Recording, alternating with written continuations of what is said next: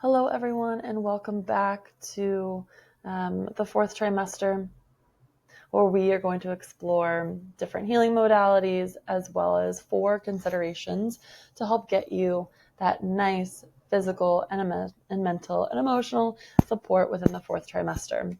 In this part, we're going to talk about the village.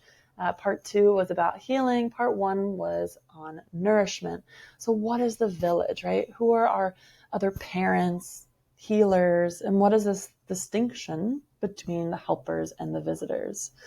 And so you may consider that, before you say yes to that, request of visiting and seeing the baby, dropping off a meal, whatever, you may consider if this person, this family doing so is a true helper or just going to be coming to visit, right? A helper is going to just do tasks, complete it in your home, right? They're not going to be about just holding the baby.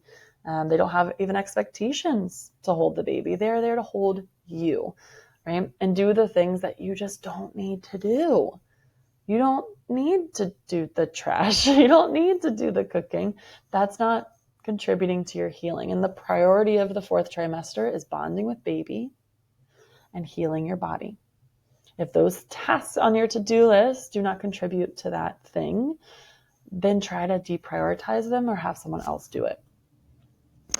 A true visitor, which you might really enjoy this person. I'm not saying you can't have any visitors in postpartum, but it's just the expectation setting. They're really just going to want to catch up and see baby and sit on your couch. And so you might consider, do you have the capacity that day? And should you set a specific time limit, right? Your baby's going to be around their whole life. So there's always other time for them to come and visit and catch up with you. And it's okay if you're not doing anything. You can still say no. There are so many specific therapies and healers out there that are going to really help you to regain some of that stamina, to jump through those hurdles of healing that your body and your soul really need. And these are just listed a few of the many, many, many. You may look around in your city, in your state, for what's available to you. You might even find that your flexible spending account through insurance will cover some of these things. I cannot emphasize enough that lactation consultants are also in this realm of healing, right? Their specific job is to help you learn how to breastfeed. It's a new skill and also needs to be normalized. And so there are things like the Lactation Network or even IVCLCs that you can find through your insurance in order to get that jump start. I do want to address that this time period can come with quite a bit of added stress, anxiety, and yet that doesn't always mean it's going to turn into a disorder or, depression. Signs and symptoms are listed here, but it's not just one of these equals now you have a diagnosis.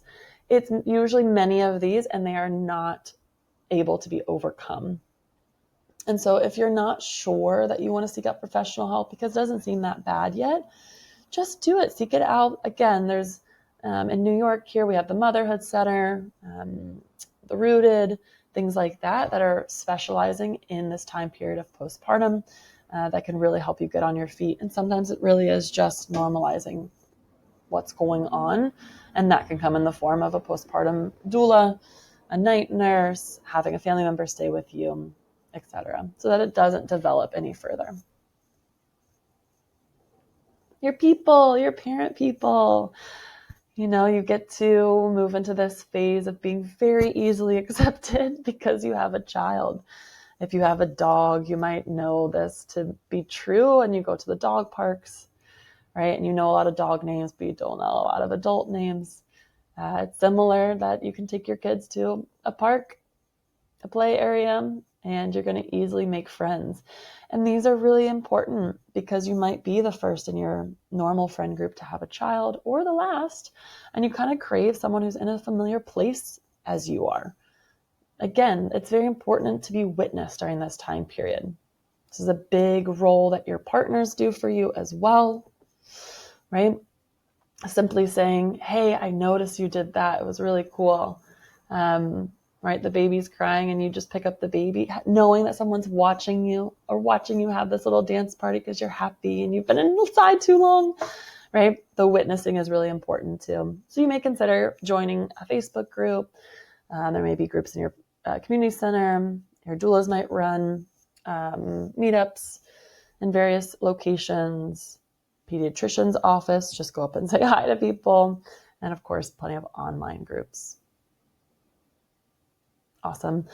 All right, so stick around for the last part of this series where we are going to be talking about what rest looks like. Sleep for you, sleep for the baby.